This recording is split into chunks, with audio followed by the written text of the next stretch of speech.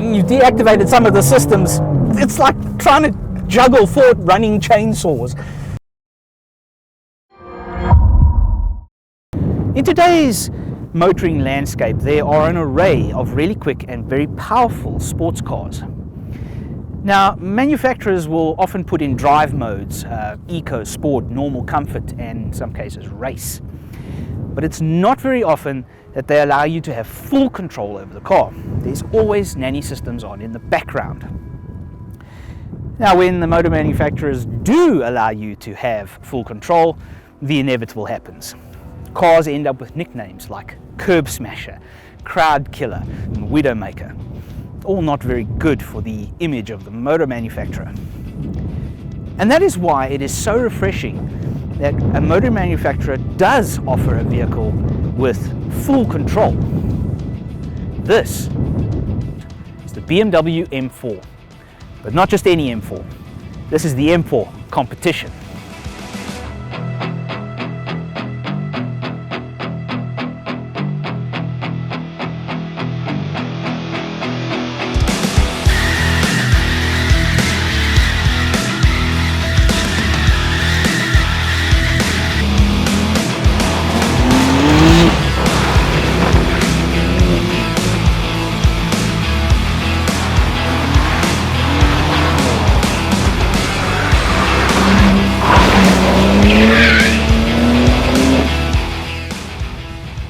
Before we get to all of the tech in this car, I would like to talk a little bit about the styling.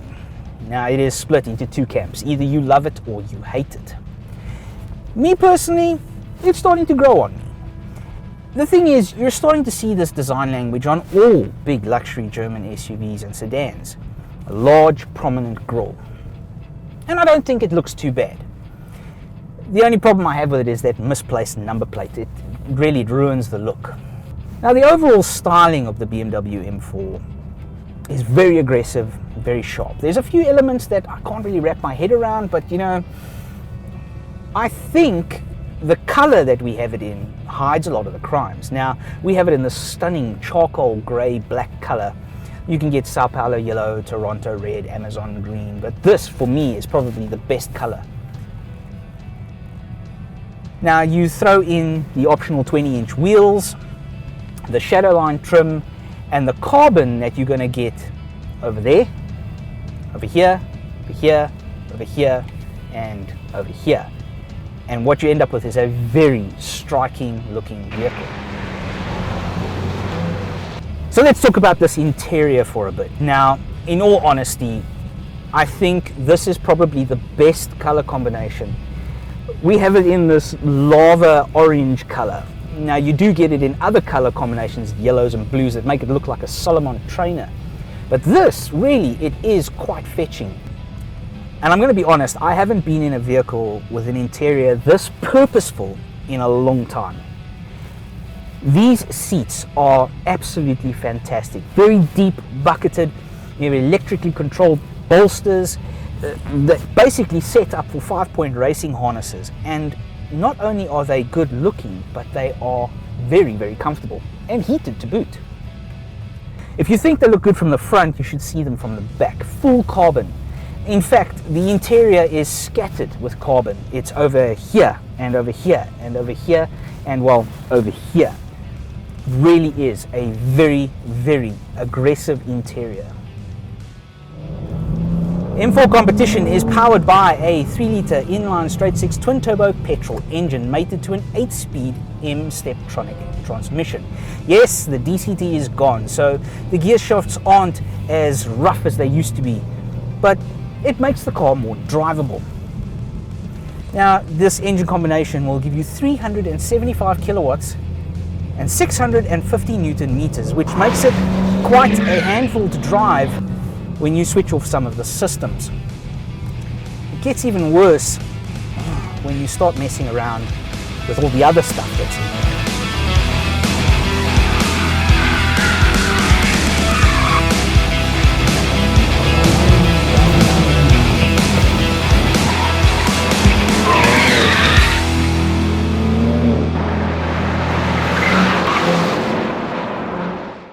Alright, so here we go, the meat and bones of the M4 competition, and that is the tech.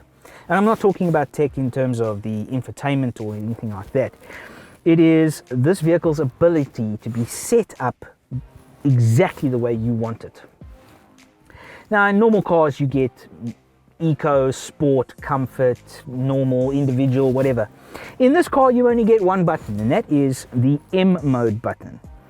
And that allows you to set up this car to the T exactly the way you want it. If you push the M mode button, hold it down, it opens up the menu, and you get the 3 modes: road, sport, and track. There is no other option here. If you have a road, the car operates with all the safety systems on just barely, and then with the sport, they take all of the systems off, but they're still operating in the background. If you go full track, it switches off all the screens inside here because you don't need them, because everything is off, and this car really does become quite a handful. If you were to go to the M menu, you can see that we have something called a drift analyzer.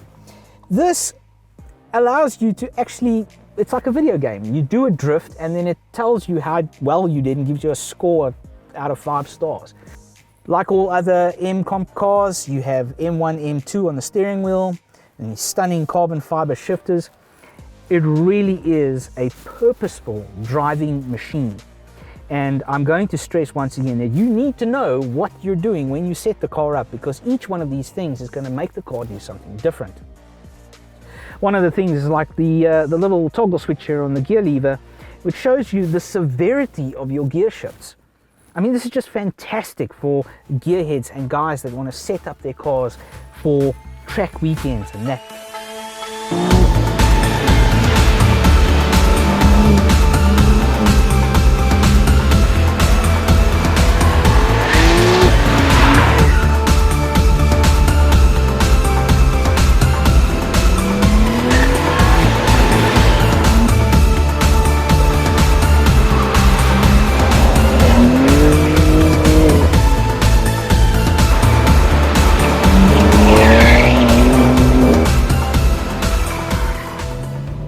Deactivated some of the systems. It's like trying to juggle 4 running chainsaws. It's thrilling and it looks fantastic, but boy oh boy, if you get it wrong, you are going to have a bad day. The suspension is rock hard. It is set up for this active driving. And in all honesty, the steering is just fantastic. It's direct and gives you a lot of feedback. But it does become a little bit vague when the front end lifts off.